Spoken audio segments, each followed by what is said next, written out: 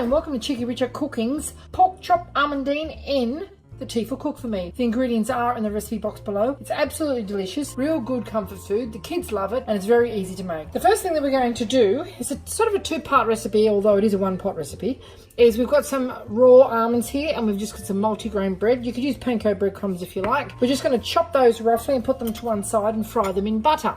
The reason that we're doing that is it's going to be the crunchy topping on top of our stewed pork chops when it's cooked. So I'll just get onto that and I'll show you the rest of the recipe as we go. So we're not looking at actually croutons and we're not looking for a really fine mix of crumbs either. You can do this in a food processor if you like. I want a little bit of texture in this and I'm using the multigrain bread for the simple reason that it gives it a nice nutty flavour. It's very healthy and I'm just using the crust, which would probably normally be wasted anyway, but it also gives it a bit more colour. So that's all you need to do with that. So just put that to one side with our almonds. Put a bit of cracked pepper in there as well. So that's what you're sort of after. Little sort of tiniest little croutony things. Good sprinkle of pepper. And now we're going to get onto our almonds and they're going to want to go everywhere, but don't let that deter you. Just have a little rough chop of those as well. You don't want this looking too even and precise, and that's why I'm not using slivered or almond meal, because I really do want to have the colour of the almond skin and the white creamy centre. It just looks nice, and it's cutting out a couple more steps of having to blanch the almonds, and also it gives you a little bit more colour variation as well for presentation. So just chop those roughly. You don't need to go too crazy with that. In with our bread. Okay, that's about as preppy as I can get at this stage. Now I'm just going to peel these apples and core them and slice them thickly. They're going to be layered on top of our pork chops when they're cooked. I'm using Granny Smith apples. You could use Pink Ladies too, because they're a little bit tart and they hold their shape during cooking, but the Granny Smith really lends itself very well to this pork dish. And I'm using a can of creamy chicken soup. Good quality one, but the reason that I'm using that is it is better than trying to make your own soup base and everything, and actually has little pieces of chicken and vegetables and herbs and whatnot in it, and it gives it a nice flavour to sort of eat with our chops. You can have it with pasta, rice, some mashed potato, mashed vegetables, maybe some baked pumpkin or something if you like. Okay, you want a couple of good cloves of garlic here. 4 decent sized ones should do it. Cut the ends off those and then just smack them and roughly chop them. Pretty easy to get the skin off them this way, and half your chopping's already started, and the bruising also releases the flavours more readily into the stew. Right, happy with that. So you've got about 25 grams of garlic there if you're using the bottled stuff. Okay, onion. We're just going to slice this. Normally I would do this in rings, but I'm not going to do it in rings because as you're eating it, the rings will stay in shape and you could end up with it sort of burning on the chin or something. So if you just cut it into halves, sort of like if you're preparing Chinese stir fry, let's get rid of that skin. Okay, and we're just going to slice it like that. Right. Again, pretty rustic. Apples get sliced now. We'll remove those cores. Now we're just going to roughly slice our apples now. They're just going to be sliced. They're not going to be diced or anything like that. Put them in a bowl with our onions and they're going to be sprinkled over the top of our chops when they're cooked. Do these last things so they don't oxidize. Actually, Granny Smith don't oxidize nearly as readily as what other apples do. It must be the high pectin content in them. Who knows?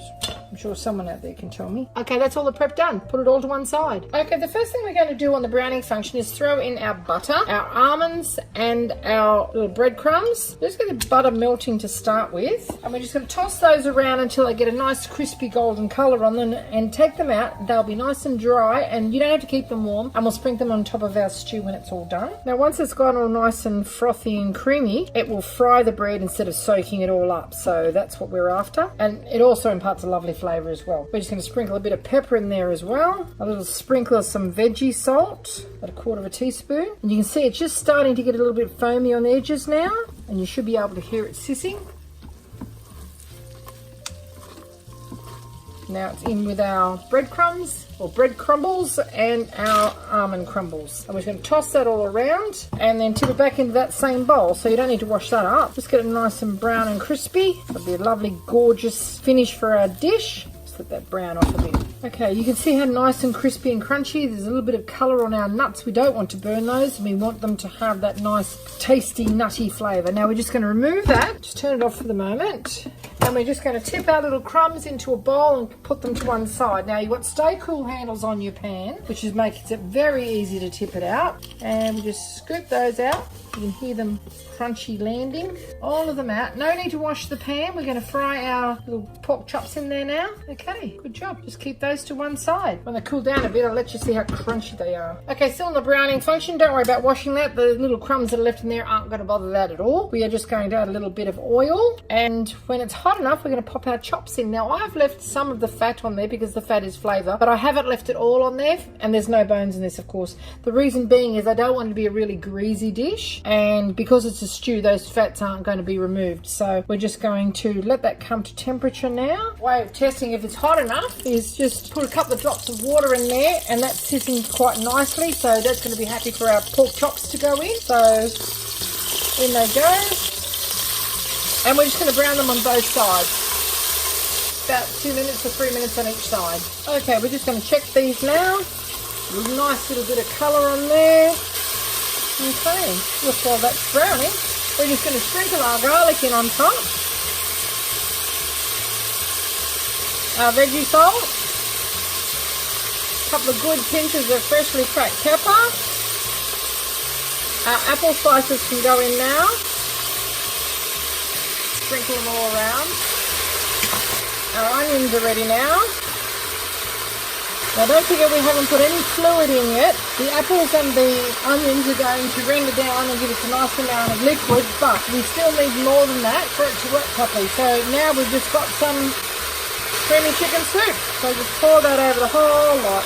Normally I would rinse this out and tip that in, but I don't want it too wet. I just need enough liquid in there to do our cooking and leave a nice sauce behind. If it is still too wet for your liking when it's finished, just put it back to the browning function, and what will happen is it will actually reduce down. You see it's just coming to boil now in places. Now we're just going to cook that for 10 minutes on the quick cook function. How quick was that? Browning off. Quick cook, yes. 10 minutes, immediate start. Close and bolt the lid. See you in 10 minutes. Okay, 10 minutes later, and this is what you should have. It is lovely and soupy and delicious. We've got our pork chops in the bottom there. We're just going to scoop them out with plenty of our lovely sauce. The apples have turned into like a syrup and have actually thickened it. And we're going to sprinkle some of our crunchy croutony things on top of it. Look at that. You can reduce that sauce if you want to, but you don't need to. Here's our gorgeous dinner here. Look at that, yum de yum. Now I've just got some little crunchy potatoes here that I've done in the actor fryer. I'll put some of those around the outside. Oh, Richo's going to be so excited when he sees this. This is his favourite all-time dish just about. Okay, now a little sprinkle of our crumbs over the top. You can listen to this. Really crunchy, and that is going to be absolutely delicious. Hope you enjoyed this little cooking demonstration of Cheeky Richo Cooking's pork almondine. If you would like to see more interesting recipes and ideas, just check out our Cheeky Richo channel, and don't forget to please subscribe, and do come back and visit us again soon. We've got so much more to show you, and we're uploading lots of videos. And thank you very much for watching. Have a great day. Have a little taste, shall we? Some of our pork. It's absolutely fork tender. Look at that. Grab a little crouton and a couple of crunchy bits. Oh, that is so nice. Really, really tender. Gorgeous flavour from the soup. These little sweet potato crunchy bits that have just been roasted with a little bit of oil sprinkled on them. And our little crunchy dudes. Yummo. Thanks for watching.